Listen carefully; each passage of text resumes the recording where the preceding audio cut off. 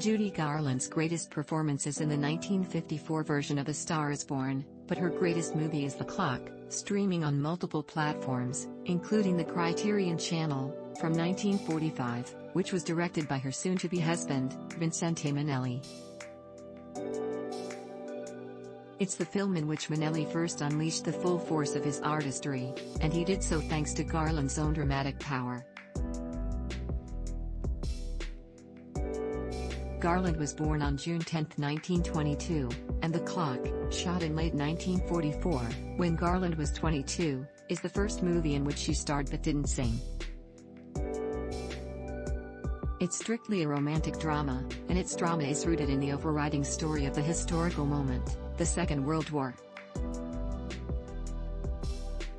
The greatness of The Clock extends into many dimensions, as a movie of life on the home front and in military service alike, as a New York City movie, and as one of the most rapturous, tender, and, indeed, erotic romances released by a classic-era Hollywood studio.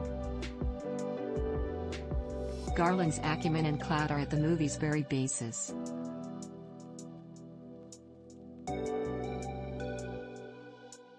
She had lobbied her bosses at MGM for a dramatic, non-singing role, and The Clock went into production under the direction of Fred Zinnemann, an Austrian Jewish émigré who was something of a specialist in social realistic dramas.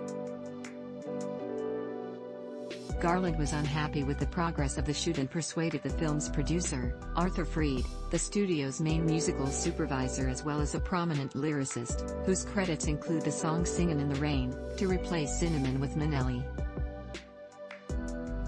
She had already worked with Minnelli for the musical Meet Me in St. Louis, and he was also her romantic partner. They married in June, 1945, the choice proved inspired.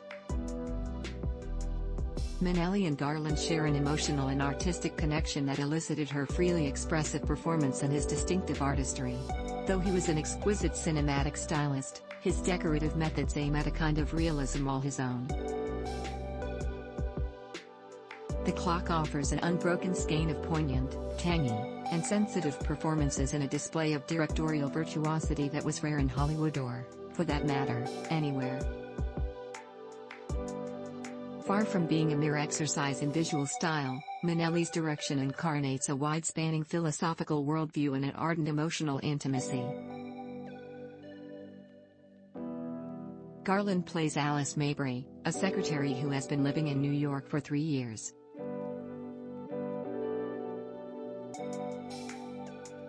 One Sunday afternoon, as she passes through Penn Station, a grand, cathedral-like hall that was shuttered in 1963 and then demolished, she trips over the inadvertently outstretched leg of Corporal Joe Allen, Robert Walker, who has just begun a 48-hour furlough, after which he'll ship out for